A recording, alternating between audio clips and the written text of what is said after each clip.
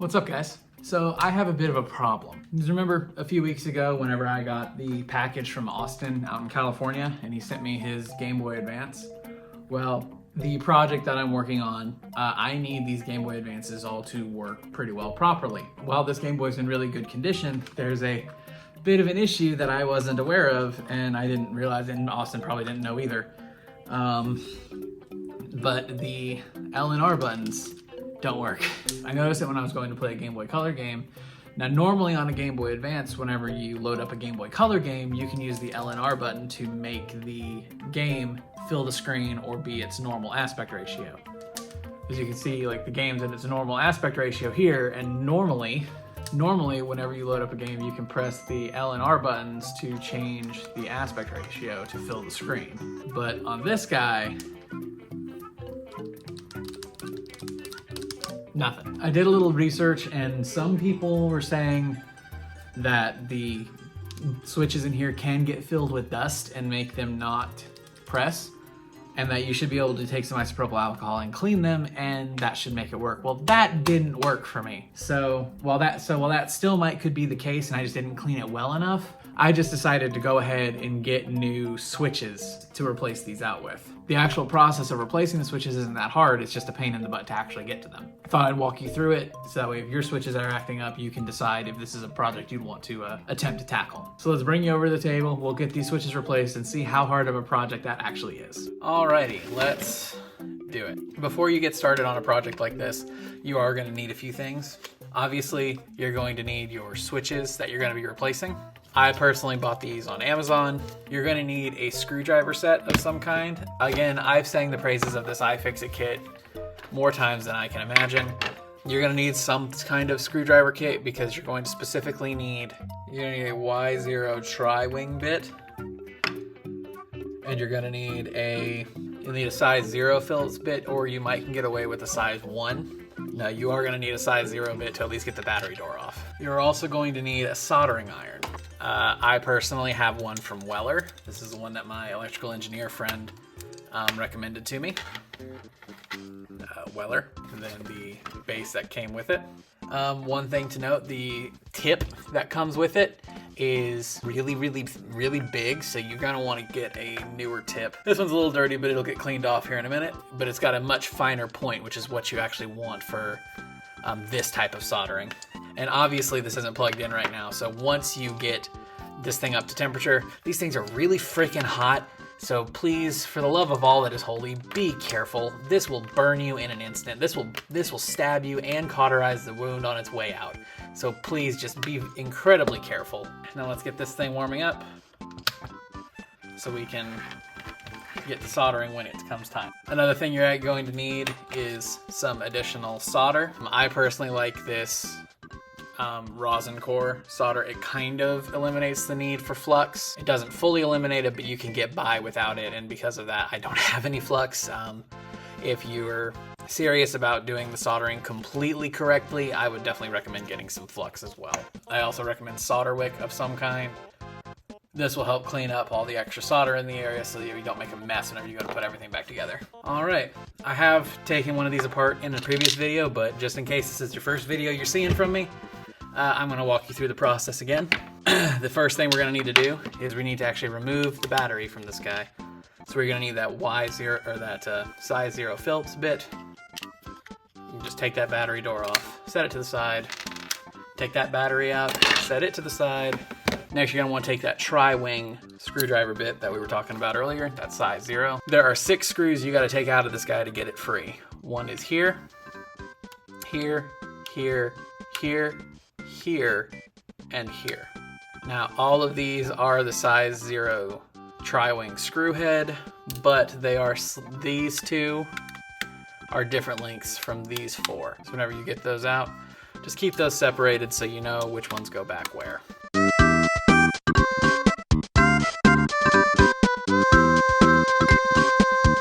And then with those screws out, this will just lift right off, and there is the internals of your Game Boy. Be very careful with this half of the system, because your L and R buttons can fall out, and your power slider can fall out. So just be careful. Just as a quick preface and Disclaimer, there's an art to soldering, and good Lord knows I don't know how to do it properly, so just for your own safety, for your own sanity, for the safety of your stuff, research some proper soldering technique before you get started if you don't know how to do it.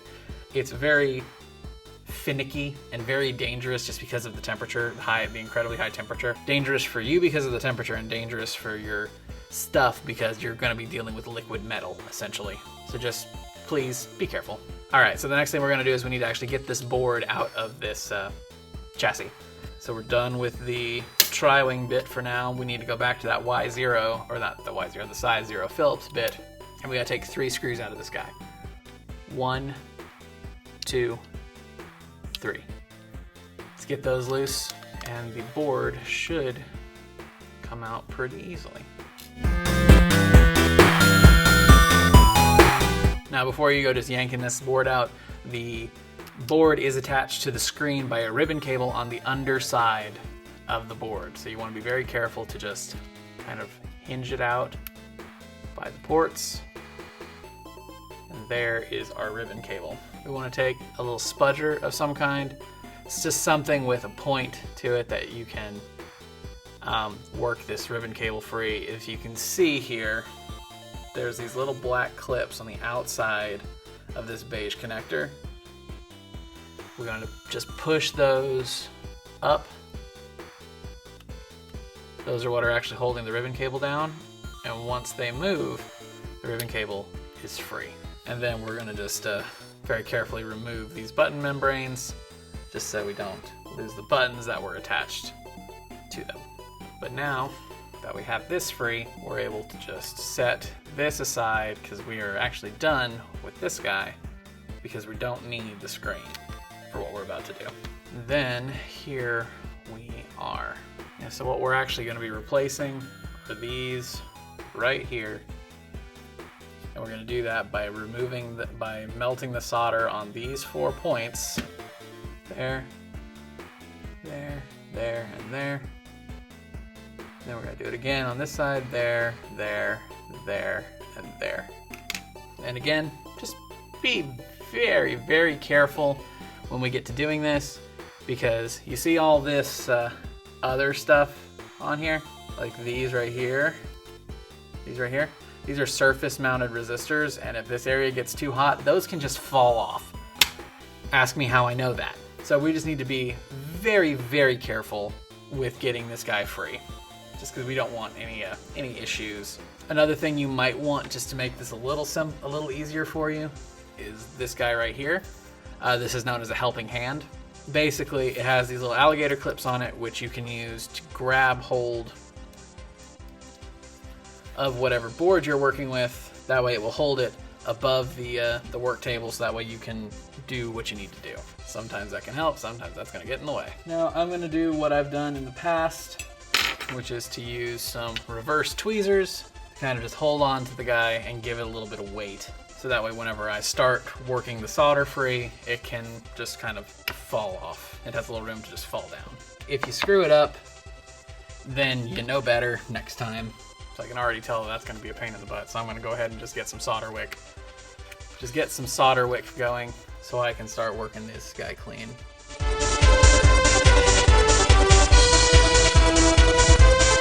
Again, just take it nice and slow. You're not in a hurry doing this.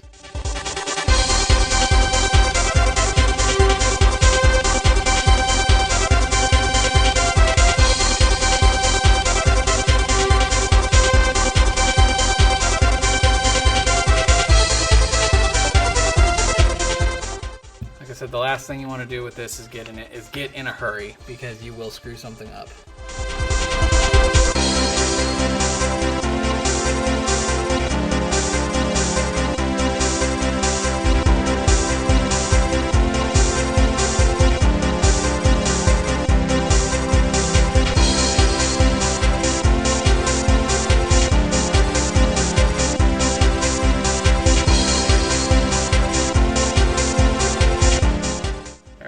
The old switch off.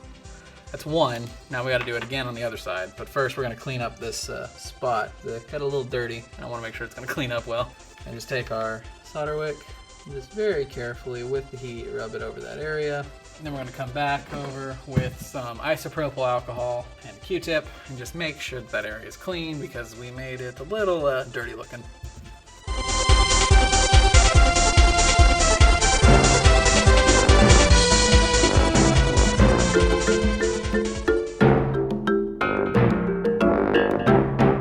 Alright, that's one switch free, or one switch out. Now we gotta just basically do the exact same thing to the other side, but again, carefully. This side was kind of away from a bunch of resistors and yeah, from a bunch of like the surface mount stuff.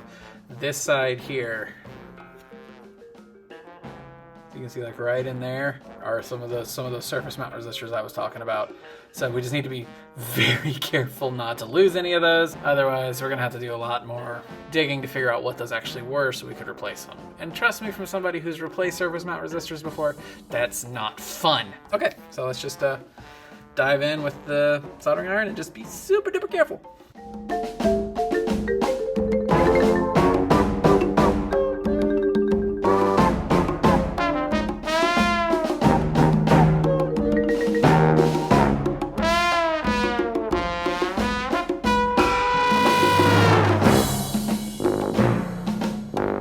There we go. Whew. Okay, got it free. As you can see, are the old switches. So now, just like before, let's clean this up a little bit.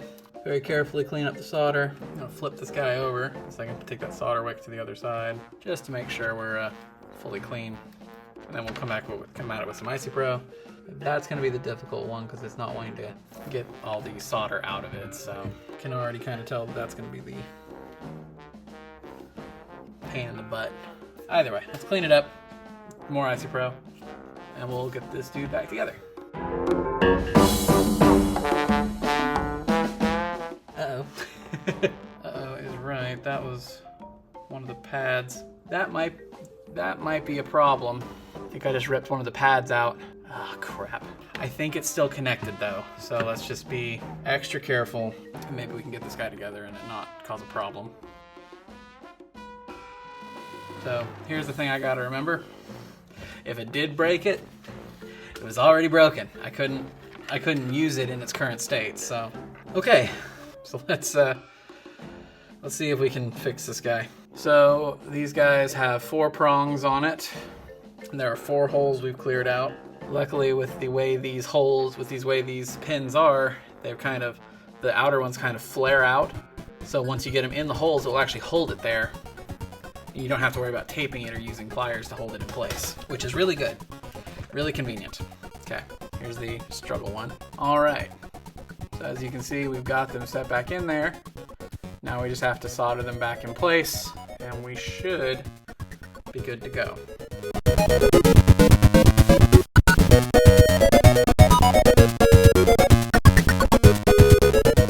Let's trade it over. We'll do it with the other side.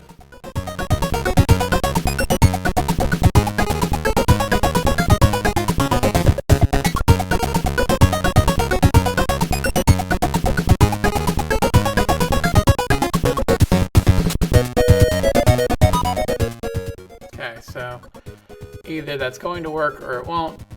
Let's get this cleaned up a little bit and we'll see if it took. I spray myself with alcohol. I gotta go to the store later. I don't need to be smelling like alcohol.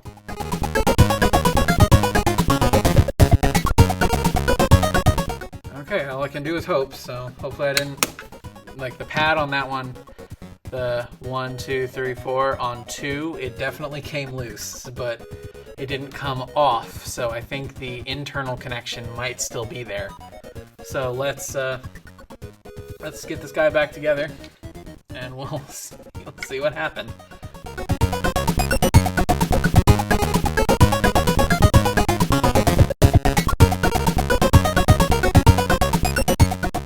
So got the board hooked back together. Just before we go too far and I see I have to refix something. Okay, good start. I accidentally melted the volume slider a little bit, but luckily I don't need that either. Big question, did it work?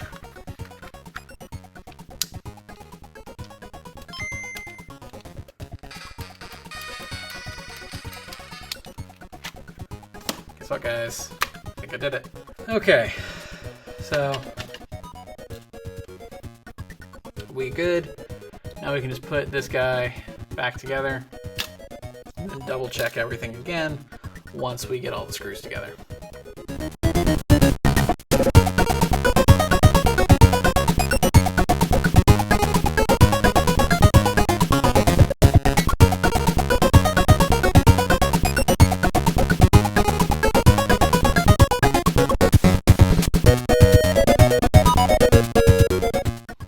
Melted that volume slider just a touch. Literally just a touch with that soldering iron did that to it. Whoops. But it still functions. And we did our thing, and our switches now work.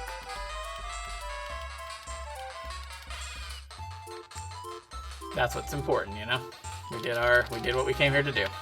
So yeah, that's done.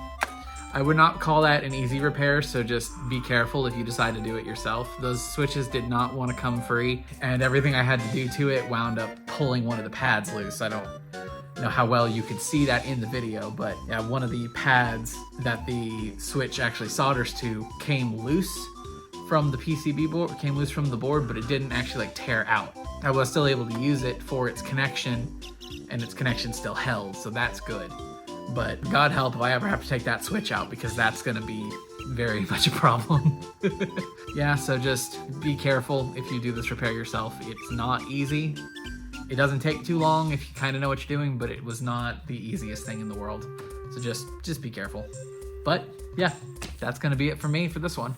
Thank you guys so much for being here, and I look forward to bringing you even more repair videos like this as the days go on. So again, thank you guys for watching, and I'll see you in the next one. Have a good one, y'all.